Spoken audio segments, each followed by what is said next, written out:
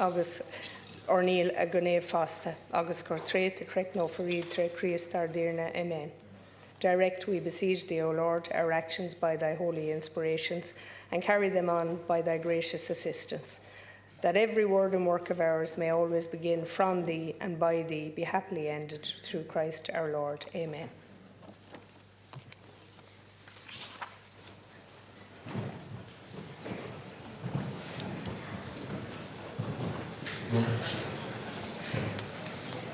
And members, just before we commence business, I want to mention briefly an issue that arose last week out of exchanges between the Taoiseach and the Leader of the Opposition in order to avoid any further disorder today. Might I preface my remarks by saying that my overriding consideration in dealing with this is to maintain the efficient running of the House. We need to get on with the business of administering the affairs of the state rather than arguing endlessly over how we administer the affairs of this House. And the public will not thank us for doing so. Deputy MacDonald has made a complaint that the Taoiseach accused her of telling lies. The essence of the Taoiseach's response is that he did not make such remarks. He says he accused the Deputy of telling untruths. By way of context, the Taoiseach in his response further references many instances where members of the opposition, none of which include Deputy MacDonald, used the word liar or variations thereof in the previous Dáil without sanction. We have to take the matter of the use of language seriously, and on that basis I am now taking the following steps. I will bring all correspondence to the committees on procedure and privileges for their consideration in the broader context of standards in the use of parliamentary language, as reference has been made to the liberal use of the word lie in the previous Dáil. I am now also laying the correspondence before the Dáil, which effectively is publication for members. I understand the use of bad language was addressed or examined in 2010, and a report was drawn up by the then Committee on Procedure and Privileges and was circulated to members of the House. And as a starting point, I will have that report circulated to all members and further have it examined by the CPP to see if it needs to be restated and made fit for purpose of the 34th Dáil. So we now move on to the business of the day. We now move on. Michael Lowry. Thank you, Deputy. Deputy, immediately I'm going to. Deputy, please resume your seat. I'm standing. Deputy, out of respect for the chair, when I stand, all deputies resume. I have one sentence and I move to leaders' questions, and if it's not taken up, I'll move to the next leaders' questions. You are quite entitled, Deputy MacDonald, to bring a motion. If you're not happy with what I've just said or my ruling, you are fully entitled to bring a motion. I am now moving to leaders' questions. That's under the salient ruling 403. I move now for Deputy MacDonald to take leaders' questions. No, Taoiseach.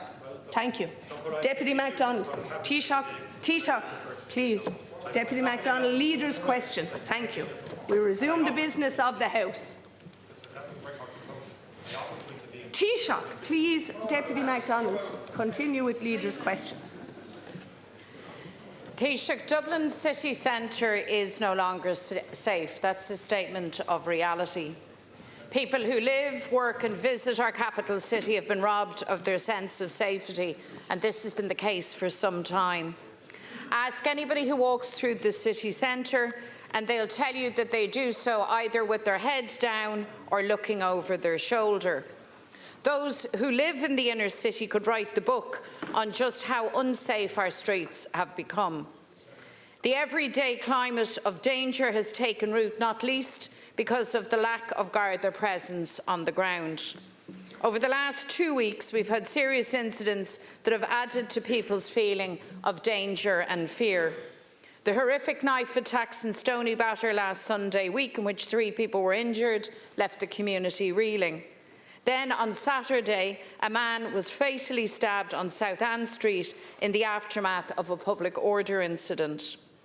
Adding to public concern is that those arrested for these attacks had been on bail for other serious offences. The man arrested for the attacks in Stoneybatter was facing charges in relation to a drug seizure, while 2 of the men arrested in connection with the fatal stabbing on Saturday have been on bail for other serious offences. And this isn't the first time that this issue has arisen. The Taoiseach is aware, I'm sure, of a number of high-profile, serious cases where the perpetrator had been on bail for other offences. So people are now asking why it is that so many serious crimes are being committed by people who've been released on bail. They're asking if our bail laws are adequate and if they're being properly enforced. People are also asking how it is that individuals who have been involved with serious crime in other countries are able to be here in Ireland. There is a real sense that public safety, the right of every person to go about their lives without fear, has been undermined by neglect and the failure of government to respond to reality on the ground. Knife crime, the carrying of knives, now presents a clear and present danger to the public. Minister O'Callaghan has stated that parts of Dublin are unsafe, but he has failed to specify which parts. The reality is that we have had years of failure under Fine Gael and Fianna Fáil on crime prevention, on community safety, on rehabilitation. Níl mór den rialtas plana legan amach an bailio clia dhéanamh níos sábháilte, de gach duine a bhfuil cónaí orthu sa cathair, atá ag obair nó a hagan cuairt. So, Taoiseach, we need more Gardaí on our streets, more investment in community, in youth services, in youth diversion programmes, in rehabilitation, in our probation services, and we need to reform our bail laws, and that needs to be done urgently. We need a response to knife crime, to the carrying of knives, which is now endemic. The price of government failure in all of these areas has been high, too high for too many. So I want to ask you, Taoiseach, what is your response now as government to this lack of safety? What will you do in particular to make Dublin safe again? Thank you, Deputy Taoiseach, to respond. Well, I'm a rogue who foster our fade. I made a thought to Lish Tarlu, near wine the stony batter, ach written at the Shachtana. Bolam Chobron, a Yenev, Le Clown, Guam Babatunda, a four boss, August and dinner a Vigorta, Marian Lishin. Nilches also gan hours in Echer, Tá Planig and Realtus, August Tá Planig and Ara Delegus Kirchum Callahan, and made Gardu a town, a Vedu, August a Yenev Nis Loidra, De Ella Hortistach, August Beg Nis Mo Gardi Ernest Schreidena, Sonamatala Tacht, August Tá in Hivrika, Eg Me Do, Nilen Hours Frishin. Ach as old Skele, nach will Dini on Doleg Obern, Nuig Dol Timpel na Schreidena, Gan an Boelshaw, Agus Ganve, and Dain Share on Gamegunsi on, Agus is Ufasigar Fade. And I thank the Deputy for raising this important issue with me. My thoughts are with the deceased man, Guam Babatunda, and his family and his friends. And we also think of the other victims. We think of the victims also of the attack in Stony Batter, which was an appalling attack on people going about their daily lives, leaving their homes or walking just along the streets. And one has to condemn the level of violence involved. We must be very clear and absolutely intolerant of people carrying knives in their possession as they go out for a night's recreation. This is a growing phenomenon, and it is reprehensible, and it's putting the lives of people in danger. And so there's a wider societal piece that we need to focus on in terms of all of the factors that give rise to the level of violence that we're experiencing and the level of violence that individuals are getting involved in. You raise a valid question in terms of the bail laws. It's clear to me that people should not be granted bail if there's a risk of them committing a serious crime or offence. The bail laws have been comprehensively strengthened in recent years by a series of acts in 2007, 2015, and then we further acts in 2024 in terms of increased penalties for the Court Civil Law, Criminal Law Superannuation. 224 increases the penalties for several knife-related weapons under the Firearms and Offensive Weapons Act of 1990. And that includes an increase from 5 to 7 years in the maximum sentence for the offences of possession of a knife, trespassing with a knife, and producing a knife to unlawfully intimidate another. In respect of our bail laws, the decision to grant bail in a particular case, as you know, is solely a matter for the judge. And there's various then guidelines that the court has to have regard to, particularly any persistent serious offending by an applicant, and in specific circumstances the nature and likelihood of any danger to a person or to the community arising from the granting of bail. But I do accept that we have to keep the bail laws under constant review in terms of both the constitutional rights of individuals but also the rights of citizens and of victims and potential victims from people who are committing crime on bail.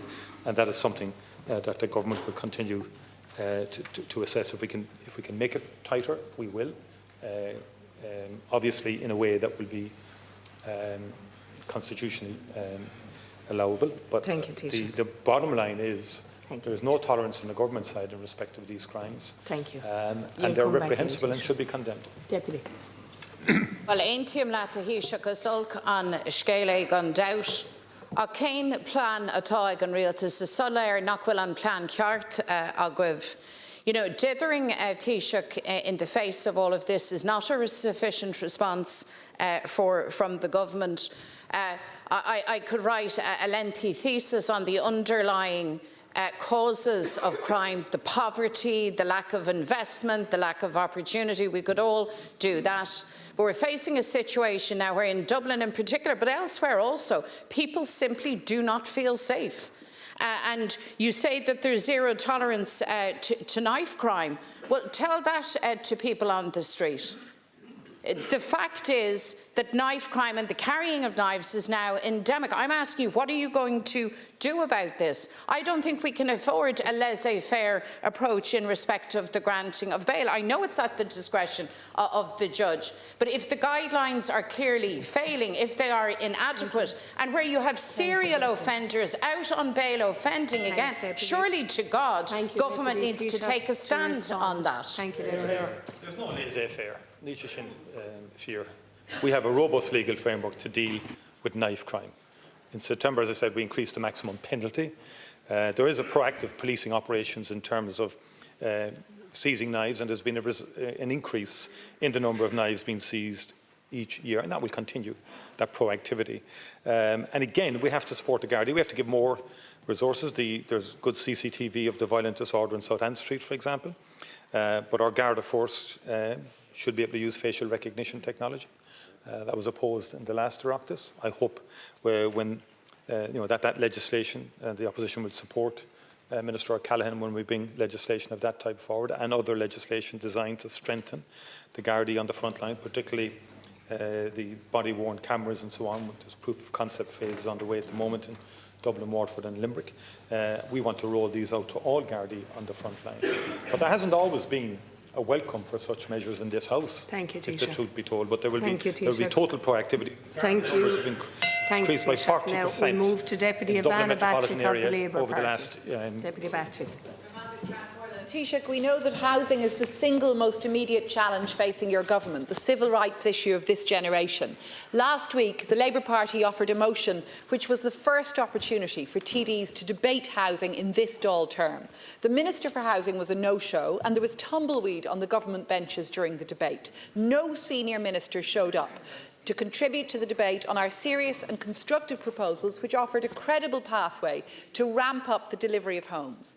The lack of input from government, Taoiseach, suggests you're not taking the housing crisis seriously. Now, in the debate, I suggested that your government was devoid of ambition and ideas in tackling the housing crisis. It seems, though, you do have ideas, and we've heard two ideas from you and your Minister for Housing. First, to end rent pressure zones without a safety net for renters. And secondly, to return to the era of Celtic Tiger tax breaks for developers. Indeed, listening to the Minister for Housing on the radio just now, he said tax breaks must be on the table. These ideas from Fianna Fáil represent an audacious step, for sure, but in the wrong direction, and not the radical reset that the Housing Commission had called for. And indeed, Taoiseach, if you were so convinced that lifting RPZs and introducing developers' tax breaks would solve the housing crisis, the question is why Fianna Fáil didn't seek a mandate for those policies in the last general election. It seems you're making policy on the hoof, and indeed it seems Fine Gael agree with this critique. There's now a clear split in government ranks. We understand that Minister Paschal Donohoe has set his face repeatedly against the introduction of tax breaks for developers. Former Housing Minister Owen Murphy documents this in his own book, previously, where tax breaks were ruled out. And your parties are contradicting each other on this, on the airwaves. So if you can't communicate with each other, how does this sound to those at the sharp end of the housing crisis, to the parents of the 4,500 children now in emergency accommodation? How does this sound when government cannot agree on what policies you're going to introduce? Now, we do understand the Cabinet Committee on Housing has met and you've agreed to draft a new housing plan, and we welcome this focus. We welcome the fact that we may now say a farewell to Housing for All, which was patently failed.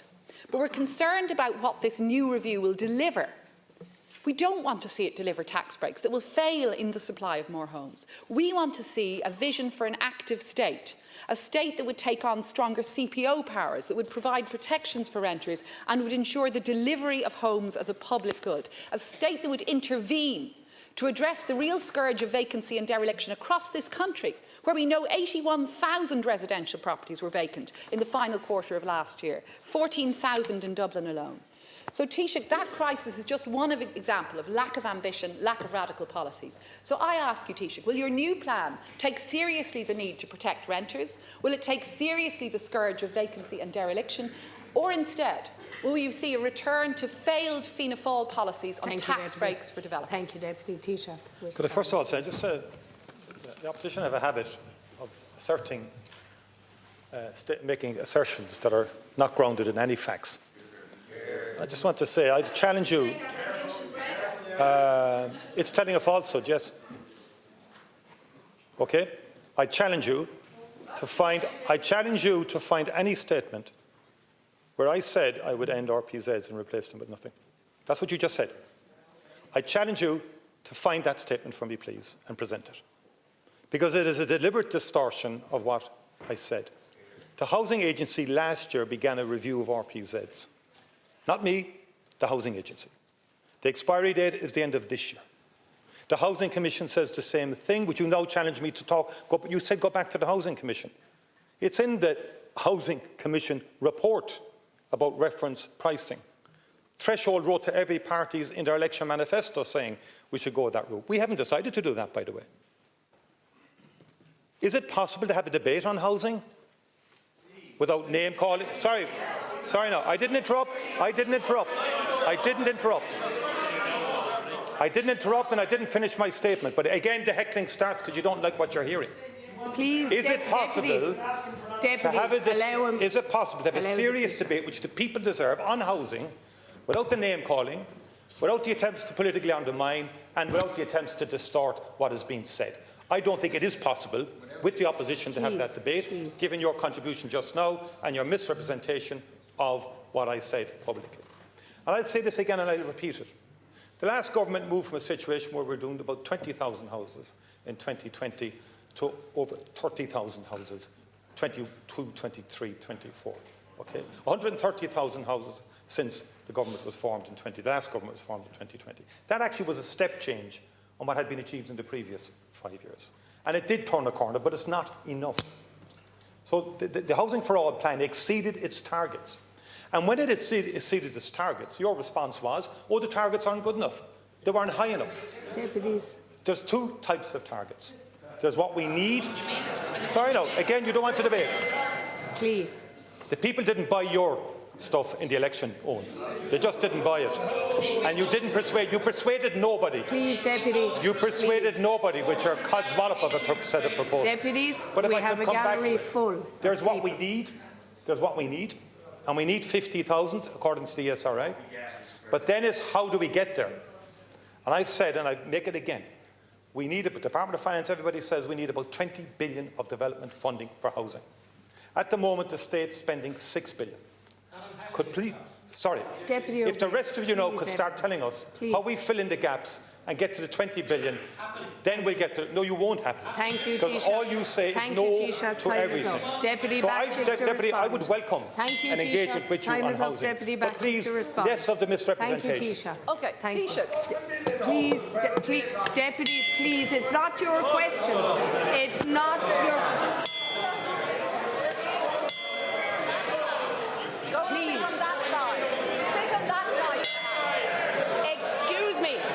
Excuse me, we have a gallery full of people and we have the public watching.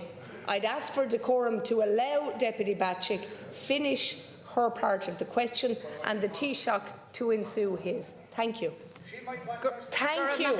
That's quite enough, Deputy. Thank you. That's enough. Thank you. So it seems, Ceann Comhairle, that the government and their lackeys on this side are simply going to use this any opportunity to shout down members of the opposition who are making serious points about housing. Taoiseach, you're letting yourself down. You're letting yourself down. Instead of engaging seriously with the opposition on our constructive proposals for housing, you engage simply in name-calling, suggesting we're misrepresenting things. Listen back to your housing minister just now on the radio. He said tax breaks were on the table. That's absolute statement of fact. Taoiseach, it's beneath you to say ginch and brag about members of the opposition, to accuse us of misrepresenting. You're in government. It's your job to fix the housing crisis. We in opposition offered you the opportunity for a debate last week. You didn't show up. Your housing minister didn't show up. Barely anyone from government showed up. We have another opportunity this week. Opposition are providing opportunities to debate and address the housing crisis. You're not engaging seriously. Thank you, deputies. With the greatest respect, Deputy, you had an opportunity to go into government, but you didn't show up. Well,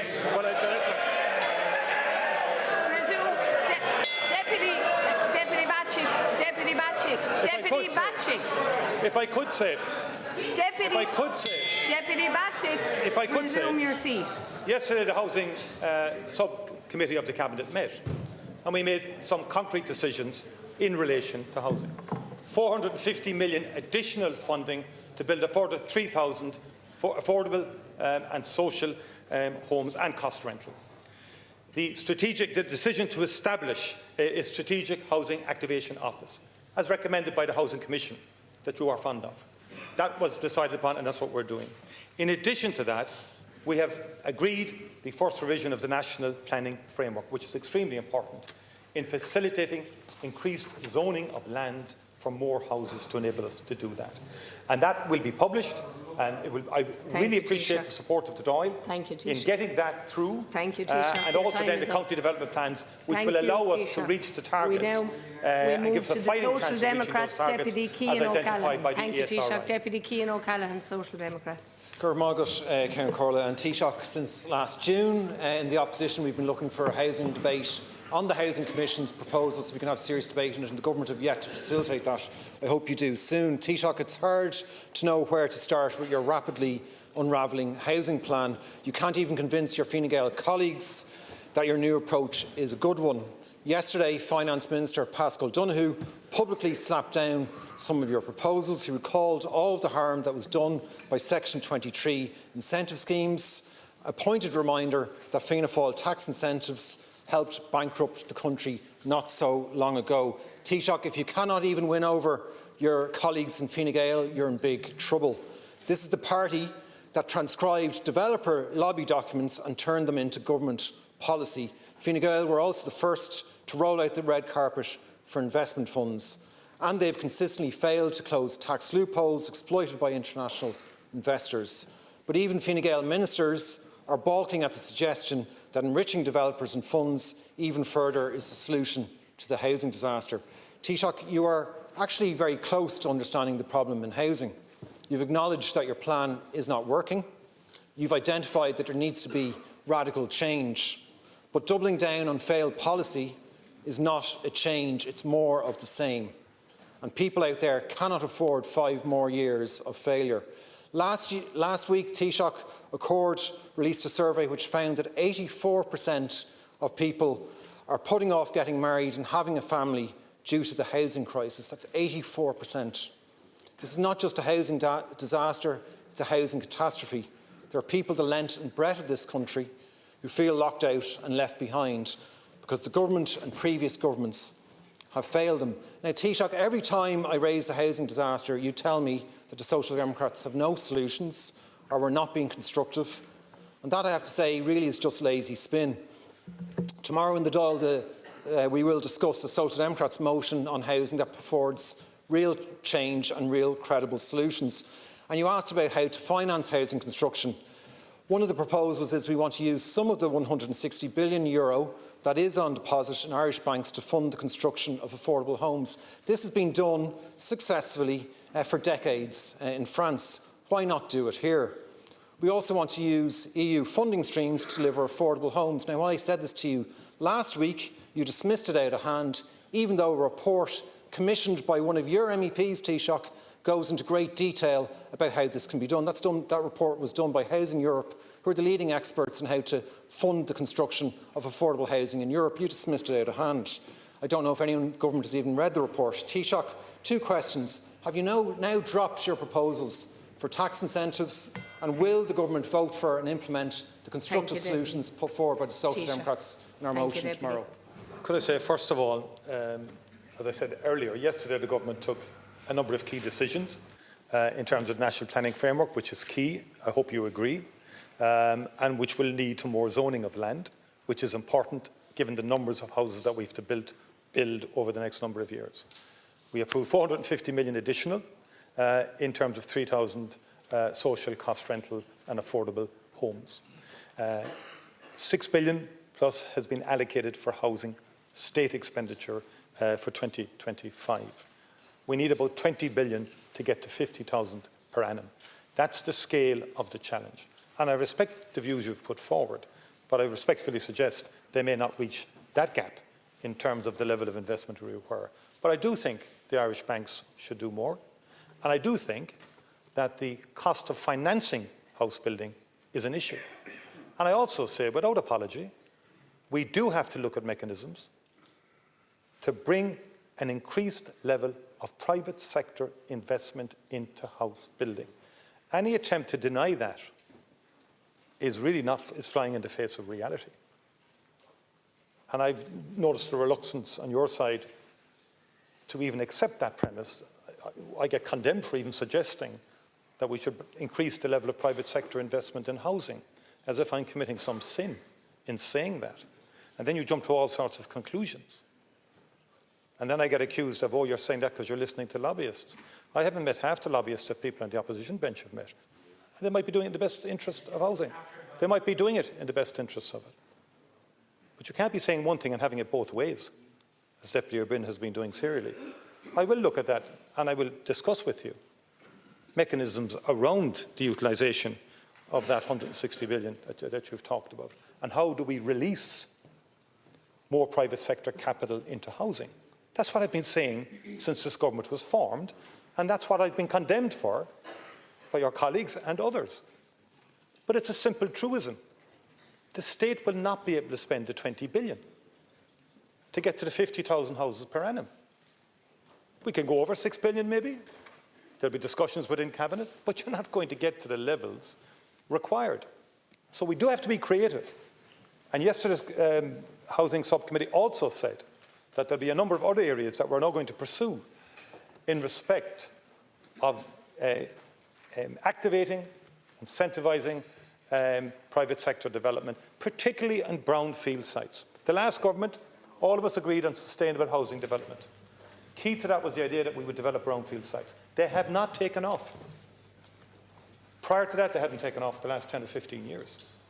They make sense, given services available, given the rejuvenation of cities and so on like that.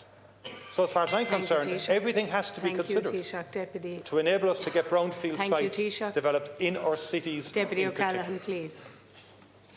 Taoiseach, we've put forward a number of alternatives to tax incentives for private developers to finance the construction of housing, and significantly to construct the construction of housing that's affordable for people. But Taoiseach, am I to take it from your answer that tax incentives for developers are on the table? Do you take the view that the Section 23 tax incentives that Fianna Fáil brought in, that led to economic collapse, led to a banking collapse, led to the bank bailout, led to unemployment, emigration, ruined people's lives, do you accept the damage they did, or are you now telling us as a Dáil and as a people that you intend to reintroduce something similar to those highly damaging Section 23 tax reliefs that were championed by Fianna Fáil, and that at least the Finance Minister in Fine Gael seems to have the good sense to realise the damage that was done? Are you saying they're still on the table, that you haven't learnt your lesson, and you're going to bring us back to that kind of reckless type of policy? Thank you, Deputy Taoiseach. Simply saying, first of all, I would say this, that the volume of new homes built in the last 5 years represents the highest level of delivery since 2008, almost 2 decades ago. That's a fact, but it's not enough. I've never mentioned Section 23s. In the last month, I never mentioned it. But I'm going to say again, I was in government for the last 4.5 years. Decisions were taken. Brownfield sites have not moved to the degree that they should. You can keep your heads in the sand all you like, but we're going to have to work on how we activate brownfield sites. Thank you, because Deputy. they make sense. But at the moment, they're not viable, we're being told. And at the moment, the apartment building is not happening in cities in particular to the degree that is necessary to give people a chance of either owning an apartment or renting an apartment at an affordable rate. Thank you, Taoiseach. We want to give opportunities to young Taoiseach. people Time to is either up. We rent now move or to to Deputy Paul afford or Murphy to buy at of the affordable Independent and rates. Technical Parties. That is our agenda. Deputy Paul Murphy. Thanks, Ceann Comhairle. Taoiseach, we are heading for climate catastrophe. We know that 2024 was the warmest year on record, 1.6 degrees above pre-industrial levels. Already, extreme weather events, hunger and sickness related to climate change are responsible for the loss of about 300,000 lives a year. That figure, unfortunately, is only going to rise. We now have a climate denier in the White House. He says, drill, baby, drill. But here we have a government supported by climate deniers, which is saying, burn, baby, burn to big tech and their data centres. Fianna Fáil and Fine Gael have turned this country into a dumping ground for big tech. They're currently using more than 20% of our electricity, more than 10 times the European average. They'll be using a third of our electricity by the end of this decade. Over the past 5 years, all of the additional wind energy produced in Ireland has been more than outstripped by data centre growth. The programme for government gives the green light for even more of these data centres. Now we have a proposed decision from the CRU which is explicit in saying that they don't even have to use renewable energy. CRU Commissioner Dr Harrington repeatedly on Morning Ireland said, quote, "It is a matter for the data centres to choose how they fuel and power themselves." Almost exactly the same as what Donald Trump said at the World Economic Forum, talking about doubling the amount of power produced to benefit data centres and AI. Trump was talking about coal, but here it looks like being LNG, which the Taoiseach is planning to import wholesale from the US. All the signs point towards the government supporting a full commercial LNG terminal in Kerry, making Donald Trump and the Healy-Raes very happy, but ignoring the science which says that imported LNG is even dirtier than coal. One of the first things that Trump did when he came to office was leave the Paris Agreement. We must not follow him in abandoning emissions reductions targets, and there can be no more of this hypocrisy of imposing carbon taxes on ordinary people while allowing big tech to blow through the carbon budgets. We already have the second most expensive electricity in Europe. More data centres is going to make it worse by driving the price of energy up even further. The new CRU policy envisages big tech profiteering from whatever electricity they supply to the grid, saying that this can provide a revenue stream for them. Further privatisation, meaning even higher prices. Taoiseach, will you take the science seriously? Will you take climate change seriously? Will you try to avoid the 20 billion euros in fines that the public will have to pay? Will you abandon the plan to import expensive and dirty fossil fuels from America? And will you reverse course on data centres? Well, first of all, you're referring to the publication of the Commission on Regulation of Utilities, Large Energy Users Connection Policy Minded to Decision Paper. It's a mouthful, but it's an important document. It's not as you have described, by the way. And I think a lot of people on the industrial side might see a bit of progress in this, but it'll take a lot of detailed reading. Could I say that it seems to me that the hard left in this country, you do represent that, decided some time ago that data centres were to be the new enemy of the people, the new enemy in our economy and society. And I've watched in here, one after another, as you have started to ratchet up language about the threat that they pose. And at first it didn't make any sense to me, because you're as a prolific user of the services they provide as anybody else is, probably more so. But the new hostility to data centres is about the manifestation of your eternal struggle against the great Western capitalist evil. That's what it is. And I ask you a simple question. You know, you're hostile to the economic model. Fair enough. You don't agree with the economic model that has grown Ireland over the last 50 years. But we do need to have a sustainable development of our energy and data network. I mean, the CRU itself describes data centres, and they say data centres are a core infrastructure enabler of a technology risk innovative economy.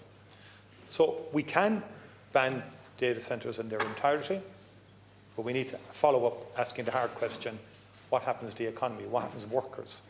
What happens to industry? Are we saying we don't want to participate in the AI revolution? The AI revolution is the most profound economic revolution that is currently occurring since the 19th century industrial revolution. It is. But it has a problem. It uses enormous amounts of data, of energy. That's a problem. US are saying fossil fuels. French are saying nuclear power. We will have wind energy, but we have a gap in between when the wind starts flowing, the offshore wind in particular, and certainly we're hoping by 2030, 5 gigawatts, more in 2031, 2032. We cannot shut the door on data centres in an absolutist way, which is what you're essentially proposing. You will damage our economy if you do that. You'll damage workers in particular and their prospects for the future. And we will be sending a signal that we don't want to participate in an evolving, growing, innovative economy that will develop despite us. Despite us. There will be massive investment across Europe in AI. Thank you, Taoiseach. Thank you, We Deputy need Murphy, to solve to the respond. problems Thank that you, it Taoiseach. throws up, and they Thank do you. throw up challenges. Deputy Murphy to respond. Yeah. Taoiseach, the signal you're sending is that you don't care about the climate change challenge. You don't care about the emissions targets because we're going to blow right past them. You don't care. You don't care about the bills going up for ordinary people. You don't care about people who are forced to pay carbon taxes when they have no other way to get to work. You don't care about energy resilience and sustainability when we're now at over 20% of our electricity going to data centres. Why? Because big tech says this is how it should be. Taoiseach, I read your column at the weekend. I listened to you there describe it as equivalent to the Industrial Revolution. You sound like a man who has drank too much of the big tech Kool-Aid. You need to apply some critical faculties. It is not possible. We currently have 20%, more than that, of our electricity is being used on data centres. We're going to go to 30% and then beyond. We cannot go in that direction and meet our climate change targets. It is one or the other, and that's why you want to import LNG. So you're also going for fossil fuels. So Taoiseach, this is the crisis facing humanity right now, and we need to make the choices. And the choice you are making is to put big tech profits, the same companies that fuel hate for profit, to put them before our children's future. And it's a shameful decision. Taoiseach, to respond, please. You have less than half a minute, Taoiseach. First, sorry? Half a minute. Deputy Murphy took half your time. Not mind a half a minute. Well, I think we should respect the time of the House. Could I first of all say I care about climate just as much as you do. Just as much as you do. And I also care about workers. Not so sure you do, really. But what I want to say, Deputy Murphy, the following. The Taoiseach The CRU has issued its paper. It bears reflection. People need to read it, tease it through. But I've never believed that when we have new technological innovations and fundamental change, that you ever turn your back on it and ignore it's not happening and sort of go into some sort of cocoon where you're kind of happy with yourself or whatever. That's not in the real world, Deputy. On LNG, by the way, the only issue with LNG is energy security. And it's not about any facility in Kerry or anywhere else. The nation has security vulnerability. Thank you, Taoiseach. If anything happens, our gas pipeline. That's the bottom line that we need to address. And in accordance with Standing Order 35, I now call on the Chief Whip, Mary Butler, to move the arrangements for the week's business to be agreed to. Thank you, Ceann Comhairle. I move. Thank you. Well, if you'd let me ask the question first, deputies. Deputy, are the proposed arrangements for the week's business agreed? Not agreed. Now, 1 minute each, and I will take you in order of size of parties, but I can tell you it's 1 minute. Thank you, Deputy McLaughlin.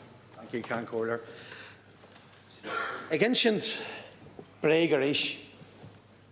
So this is like Alice in Wonderland again. Michael Lowry is in the opposition. Against Bregarish doesn't actually mean that you're lying again, apparently now. And so we have this continual just demeaning of your office. We have requested now repeatedly that we have statements from the leader of Fine Gael. There were Fine Gael ministers who demanded accountability of leaders in this Dáil in the last term. They demanded it. They demanded statements in the Dáil. Their silence is deafening right now. Where is the statements from the leader of Fine Gael about the Senator Martin Conway affair? How can we not get the leader of Fine Gael, the Taoiseach, to come into this House and answer questions? So, Taoiseach, can you finally now tell us why you demanded accountability of everybody else except for Fine Gael and Fianna Fáil leaders when controversies arise? When are we going to have these statements? Thank you, Deputy. Deputy Duncan Smith. Comhairle, and notwithstanding the arrangements we have for Dáil reform this week and then next week, given what we have with the deteriorating insecurity in Europe, the Arts Council issued the overspend on the Children's Hospital, I think we need to expedite the setting up of the Oireachtas committees. I don't think there's any reason why we should delay any further, because there are a number of issues that we need to tease out, and sincerely I'd ask Ceann Comhairle if we could work together to get that done as soon as possible. Thank you, Deputy. Deputy O'Murray. We learned today that the potential cost of the National Children's Hospital has soared by 100 million in just a matter of months. It now stands at nearly 2.5 billion, although no one believes this will be the final cost. It's outrageous that after all this time, nobody in this House knows for sure how much this project will ultimately cost or when they'll start treating patients.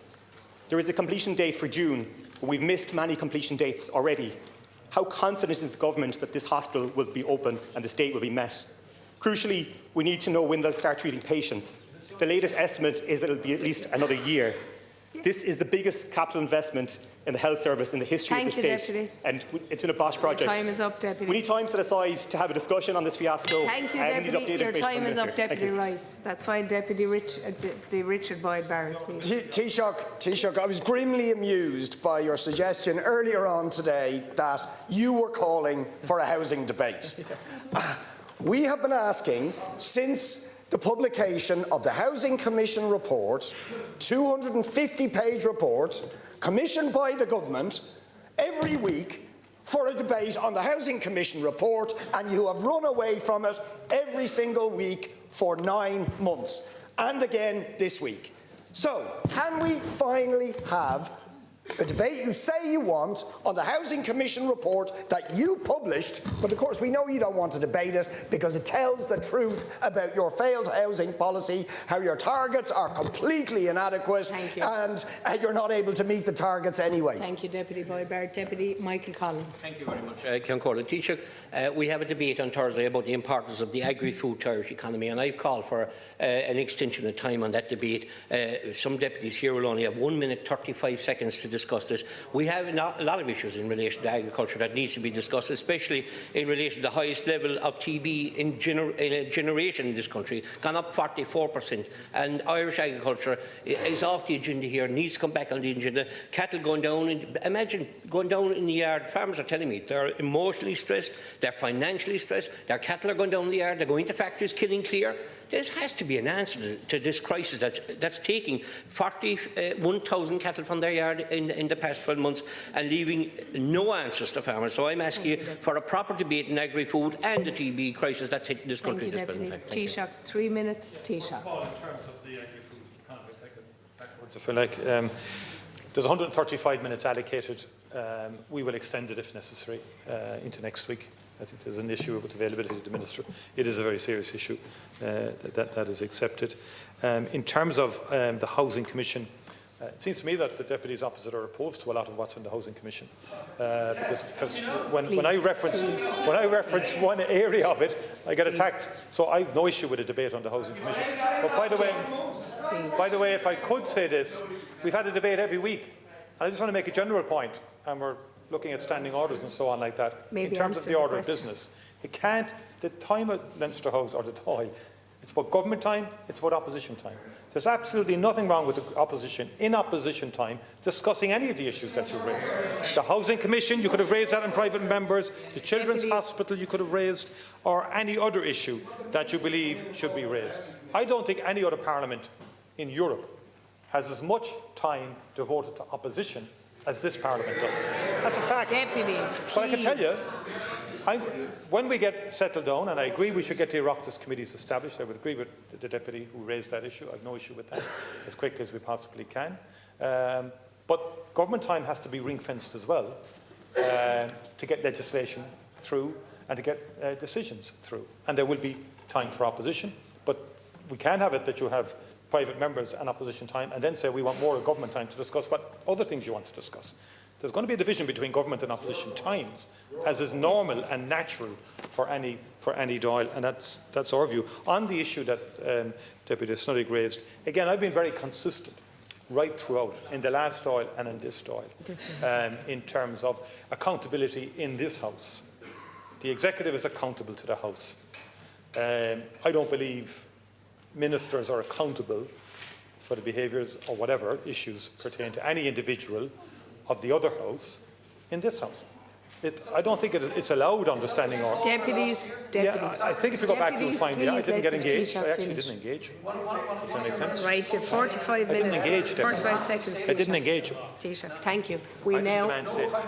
Are the proposed arrangements agreed to?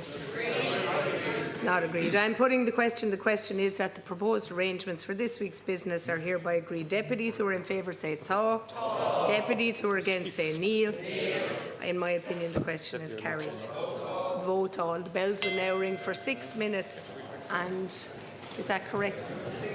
6 and 4. I think that's correct, Deputy. 6 and 4.